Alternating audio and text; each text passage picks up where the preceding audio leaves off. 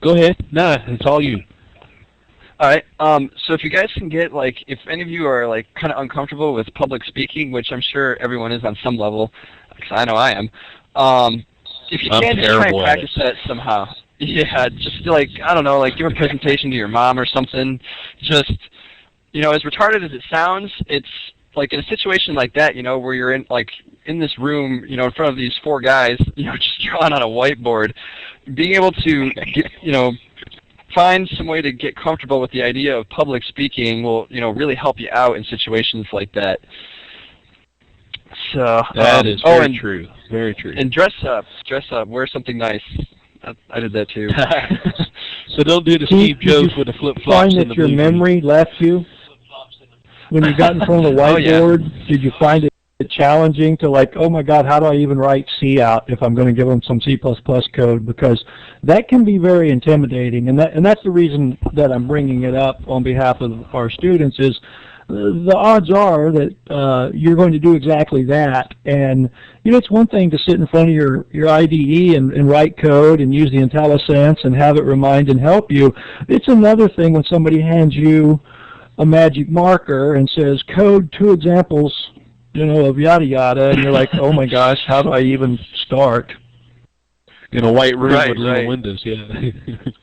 Yep, and that's an excellent point. I did, in fact, lose my voice on quite a few occasions. There was a lot of stuttering going on.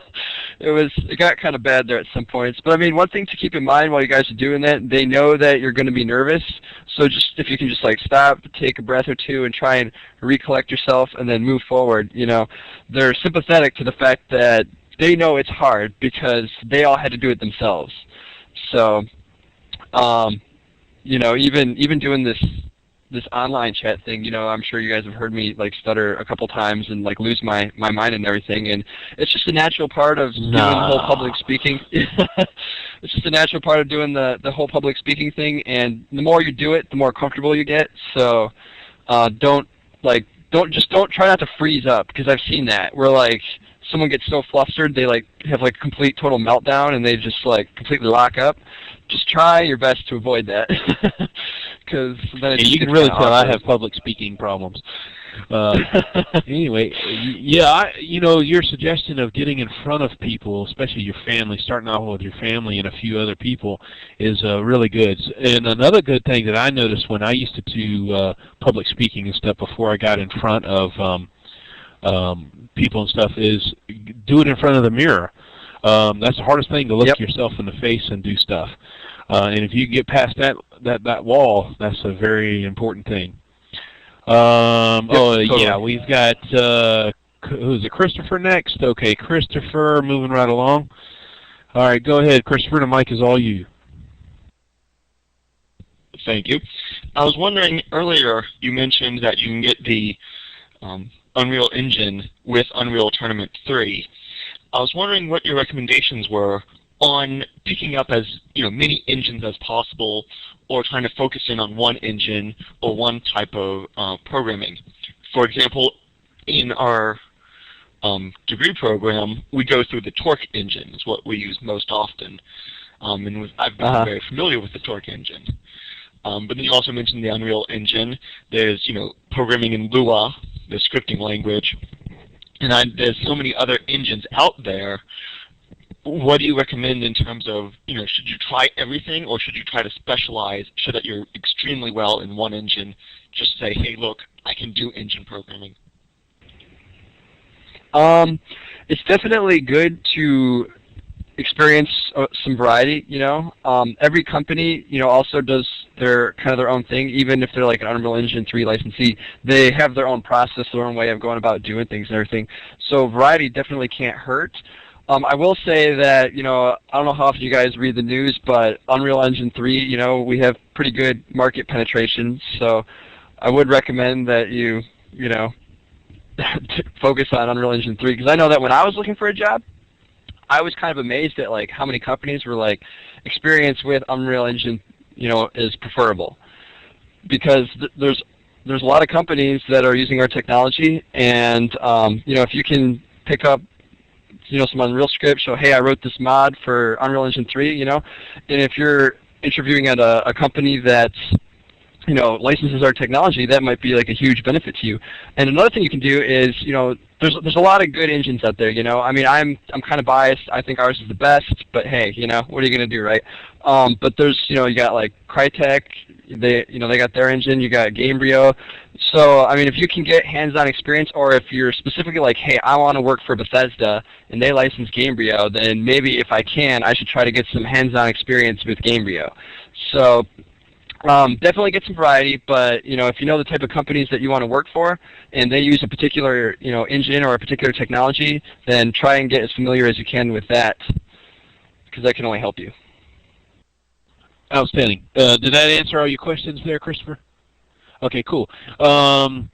I have been triggered to ask you a question, Keith. You had mentioned also earlier that if we had a license, a commercial license from Unreal, that we could also tap in and get certain things free from like Epic or other places to be able to allow our students to touch on. Do you know what kind of dollars we're talking about? Do you know what that may cost or anything to get that kind of license? I would recommend talking to like Dana or Mark. They would be able to give you a much better. I honestly have no idea how any of that stuff goes down. I will make a note of that. Okay, so Dana's the one to go to? Yeah, I'll probably go to Mike first and let him and see. Yeah, I'm sure. Dana. Okay, cool. Yeah, he knows too. I will do. I know you're just one of the little peas, just like me. Okay. All right. I think, who was that? Bill, was that Bill? I just lost the hand. Let's see. Who was that? Lewis? Lewis, were you the one with the next hand? For some reason I clicked on something and I lost the hand. Whoever had their hand. Okay, Lewis, the mic is all yours. Jackie, I'll talk to my Epic and see what we may be able to do, just to know. All right, Lewis, go ahead. The mic is all yours.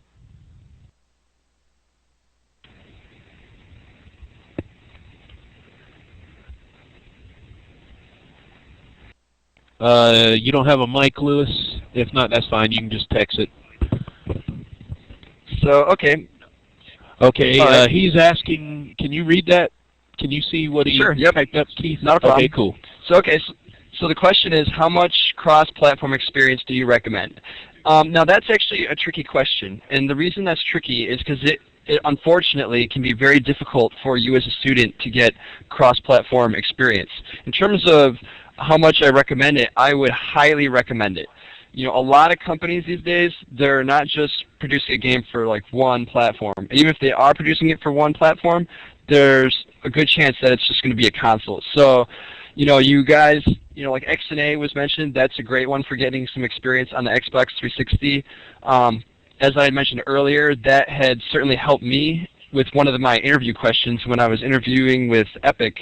Unfortunately, like something like the PS3, you're probably not going to be able to get any hands-on experience with. But even if you're just like writing code for like the DS, or heck, even like Game Boy Advanced or anything, employers are going to ask you, like, what did you learn from like working on this handheld?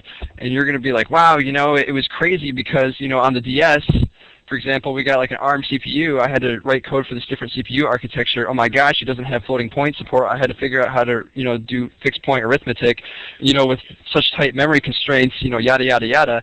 And I learned all these great things on how to write like tighter, more efficient code. And they're going to be like, oh, okay, that's great. That's cool because, yeah, the Xbox 360 has more memory and everything.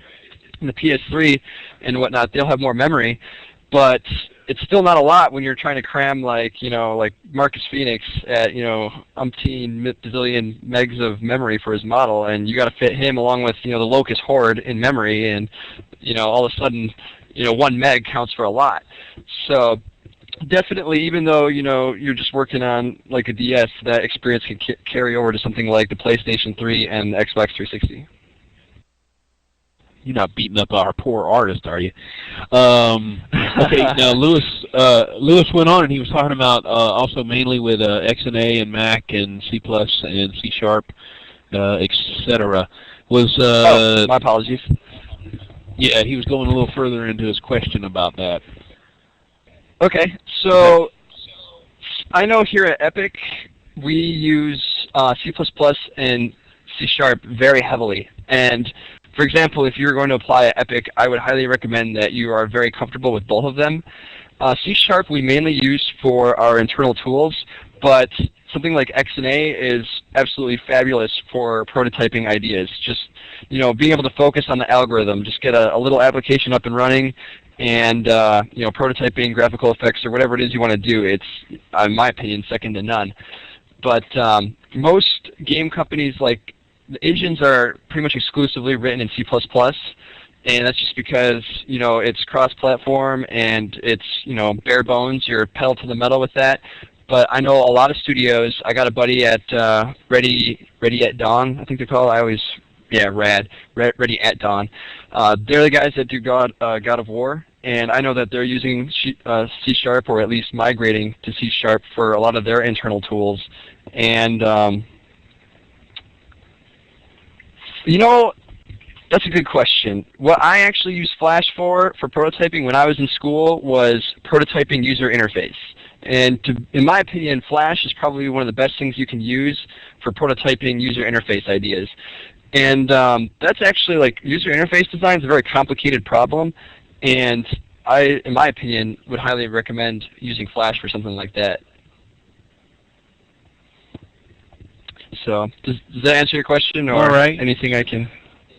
Very good. Is that it, Lewis, or anything else you might want to add?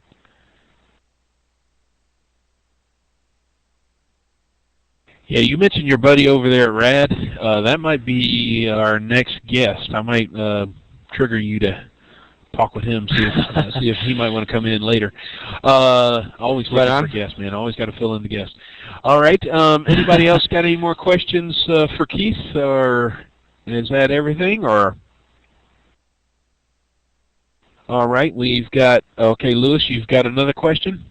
Go right ahead. Okay, I think Lewis doesn't have a mic, so he's typing it up. Not a problem. Now, did your buddy over at RAD, was he basically like you? You went to school together, and he just built up his portfolio and all that, and moved right on in? Yeah, he was, I think, in the class behind me, and he got hired pretty much right out of school at RAD. And they're recently shipped God of War for, I think it was the PSP. He was heavily involved with that. Outstanding. So there you go. Another example, another fine example. Okay, Lewis is asking how difficult is it to integrate engines into a computer. I'm working with building blocks game engines right now, and that's become a pain. Are other engines similar or fairly simple? The core coding, I mean. So, when you're saying integrate into a computer, what exactly are you referring to?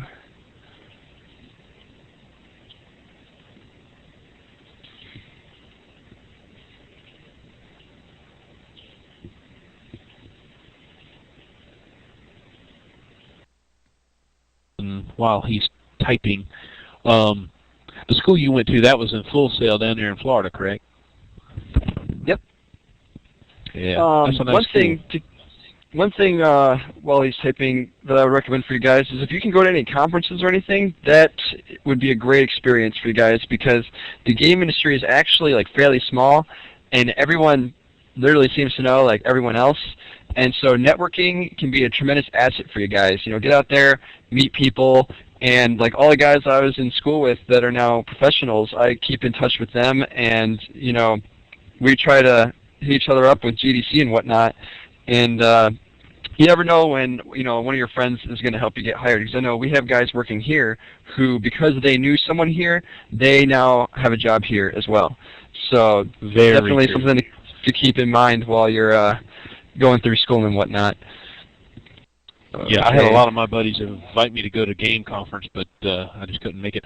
Okay, Lewis is there. I think you can read it. In order to use BBE, we had to add all sorts of libraries and other APIs into the computer in .NET 2005. Is it similar? Is the other part of his question. So, if I understand your question correctly, is it how difficult is it to integrate third-party libraries when writing your engine?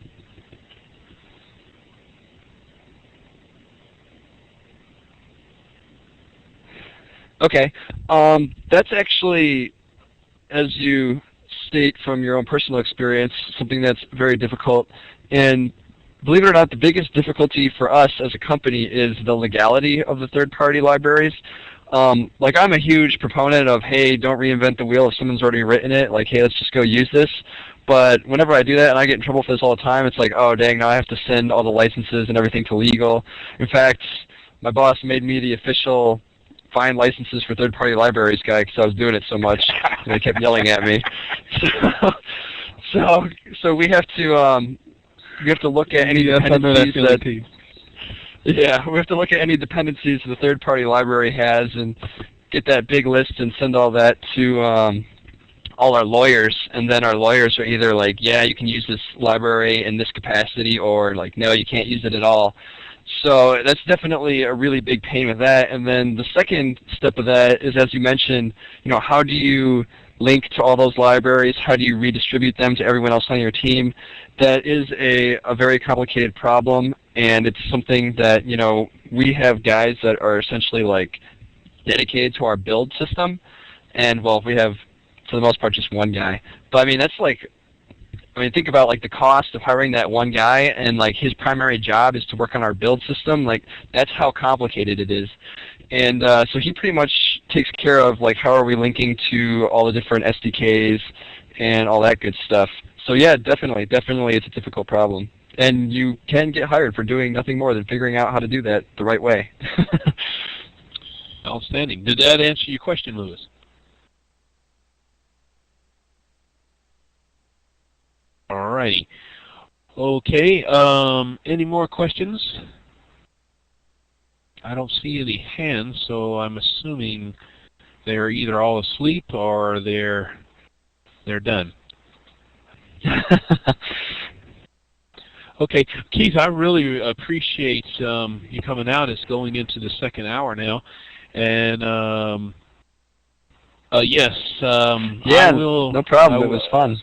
I will be emailing the recorded link to this to the site. I also have to send a courtesy copy to Eptic, so Mike and them can take a look at it and make sure everything's kosher.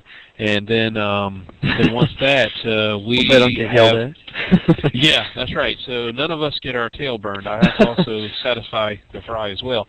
So if everything is good, then we have permission to use this recording in future classes for future students. But we have to get the OK first. Okay, so again, Keith, I want to appreciate and thank you for everything. And no problem. I have a little thank you screen here. I fell asleep also. Okay, and also I do want to be talking to you. I'll be sending you an email too. I'm going to cut off the recording here so we don't need to record.